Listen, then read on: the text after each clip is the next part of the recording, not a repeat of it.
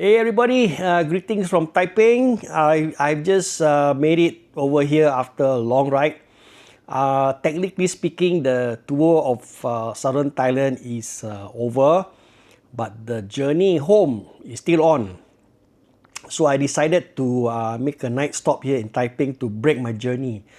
Anyway, early this morning, I rolled up from Satun, and the first place I looked for was this Muslim eatery in a little village called Chalung. So I had a nasi lemak there, met some people, they asked a lot of questions, and they kind of like, look at my motorbike. I said, "You came on that?" I said, "Yeah, and how many of you?" I say, "I'm alone." So everywhere I go during the journey in Southern Thailand, everybody gave me that raised eyebrow look. And I'm not surprised if they were shocked to see a small bike, going all the way. And I made my entry through Sungai Golok in Kelantan and exited Thailand via the Wang Prachan Border Control Center near Perlis. So technically speaking, it's a rather short ride, 20 over km to the border, through a nice road with fantastic scenery and all that. Made it to the Thai passport control, returned all the documents so I can get out. No problem. Made it to the Malaysian side. No problem.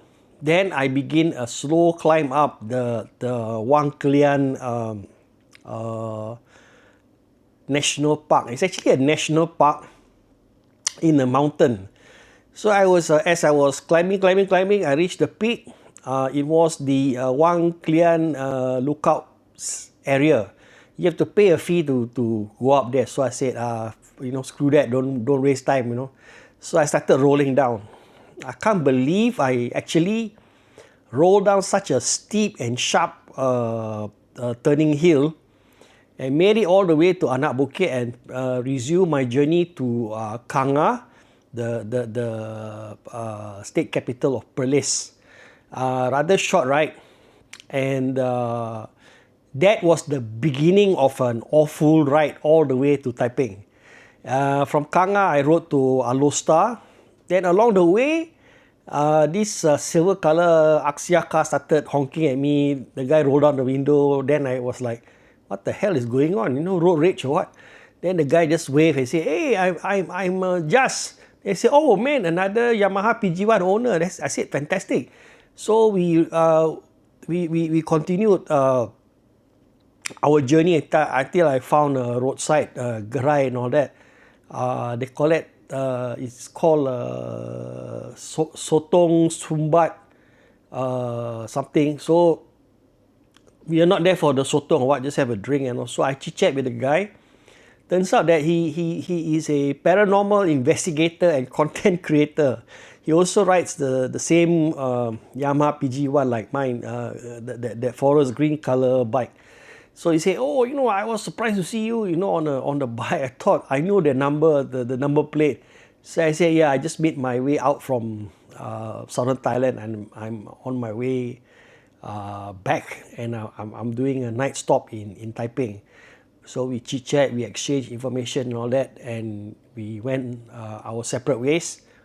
I rolled into Alostar, and from Alostar I took the federal road towards Sungai Petani.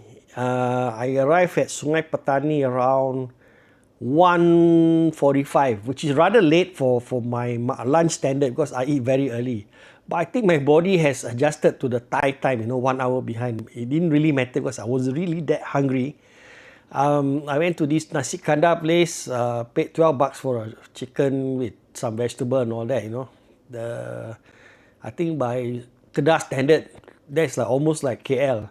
But didn't really bother me at all. I just want to load up and be on my way. Then I went as far as Butterworth. That's where things went a bit screwed up because I look at the federal road, the old road, the trunk road to Penang and all that. It's not like what I experienced as a child traveling up to Penang, even when I was in a scout group. one of our annual trip is a bus trip to Penang using the old trunk road. A lot has changed. The road works has been widened and is interconnected with toll highways. So I look at my fuel gauge. It wasn't looking that well. It was below half tank. I pulled over at the Shell, topped up the fuel, and continued my journey. But this time I activated my Google Map. Google Map took me to some really funky place. I ended up at Sungai Bakap, continued the journey to Nibong Tebal, and all the way down, exiting Bagan Serai, exiting the Butterworth, the Prai border, into the upper reaches of Perak. And I believe that was after moving out from Bukit Merah and all that. And towards when I was riding towards the Simpang Semanggol, it started to rain. So first instinct was to pull over at one warung and all that, park my bike, get out from the rain, and just hunker down. So as I kind of like took refuge there, the people there was very nice. I took refuge at the gerai, at the warung. I ordered a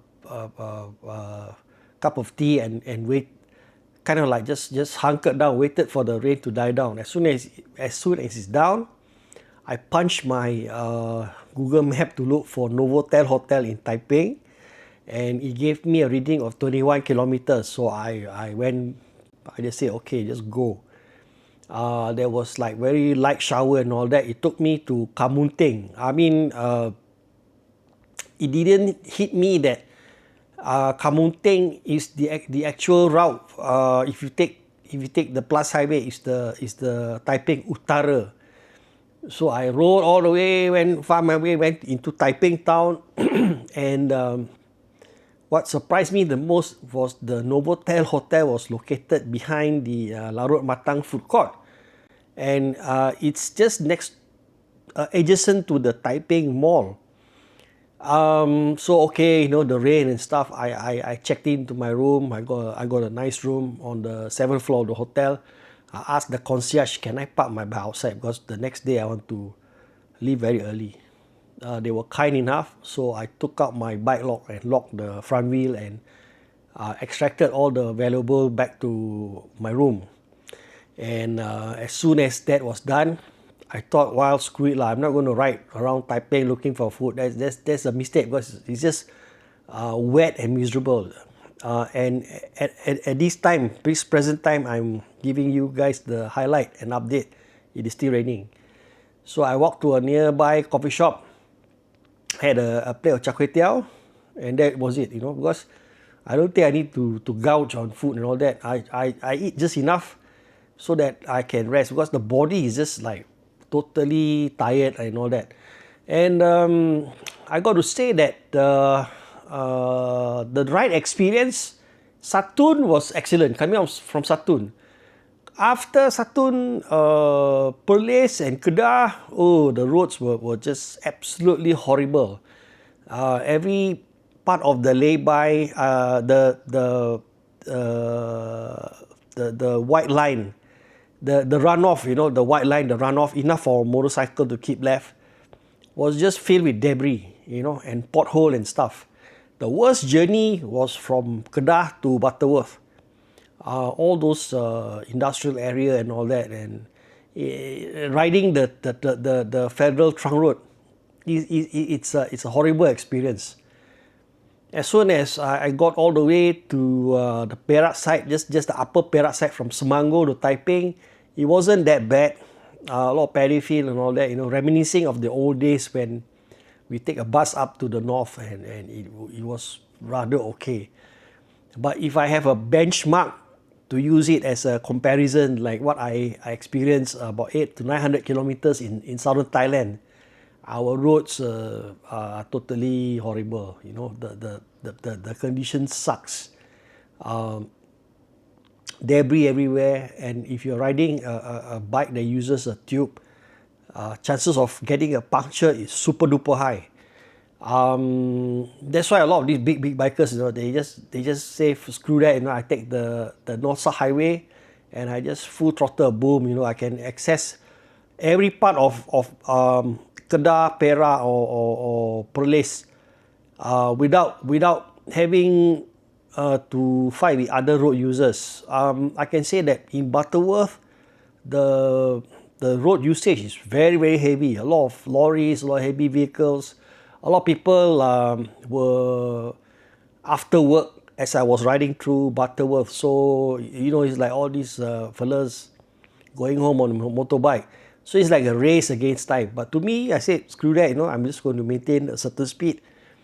But I did pull over to petrol stations to kind of like rehydrate, stop a lot, because the heat was really fantastic.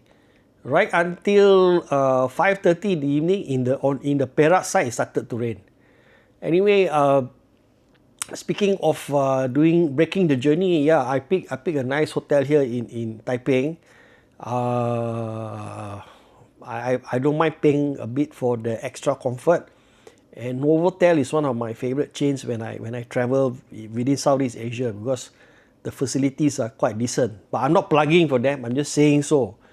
So not too bad, you know. They give you just enough to hunker down for a night.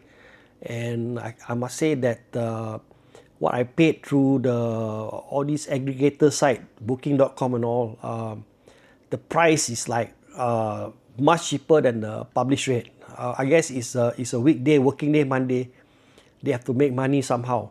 To my surprise also, in this hotel, there were a lot of tourists. I think a lot of local people, you know, they say, hey, screw all these flea hotels. You know, the published rate is higher, but I book it, I get cheaper. Maybe I spend 1 or 2 days in Taiping.